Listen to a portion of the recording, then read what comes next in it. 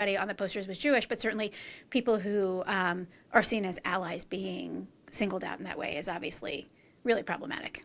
4 suspects have been arrested and charged for the wanted posters found on University of Rochester campus. The suspects are all university students. They are charged with felony criminal mischief. But at this point, they will not face hate crime charges. New tonight, News 10 NBC's Tom Kowalski has reaction from the Jewish community and Palestinian supporters. He joins us live from the U of R. And Tom, what are those posters accusing these people of doing? Yeah, Brett and Nikki, these posters labeled some faculty and staff, some Jewish, some not, of being wanted for alleged war crimes in Gaza. Now, members of the Jewish community that I spoke with today say that it's great to see a punishment for what they feel are anti-Semitic remarks, but members of the pro-Palestinian community say they feel this is just a group of students expressing their freedom of speech to criticize Israel. Initially, obviously, I was really disturbed by the content and the quantity of the posters and the subject matter and the way they were put up around campus, and certainly in particular singling out Jewish faculty and staff, obviously was really problematic. Meredith Dragon is the CEO of the Jewish Federation.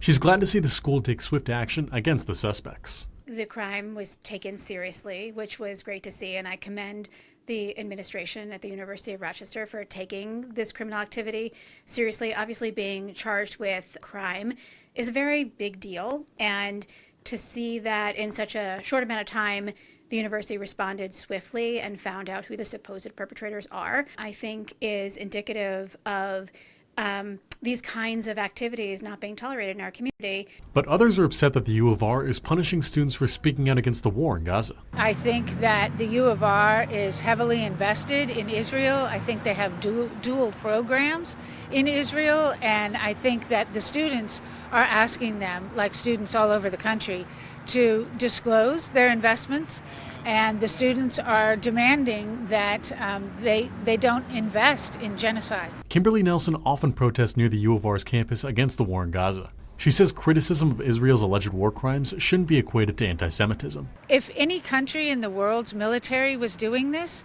I would fight against it. I would say it needs to stop. It does not have anything to do with the fact that people in Israel have the Jewish faith. Now, there is a 5th person continuing to be investigated by campus police, and the campus police say that they've also consulted several law enforcement agencies about whether or not this is a hate crime, and it still may be considered a hate crime over the course of the legal proceedings, or maybe upgraded to a hate crime, I should rather say, over the course of those legal proceedings. Live from the University of Rochester, Tom Kowalski, News 10 NBC. All right, thanks, Tom.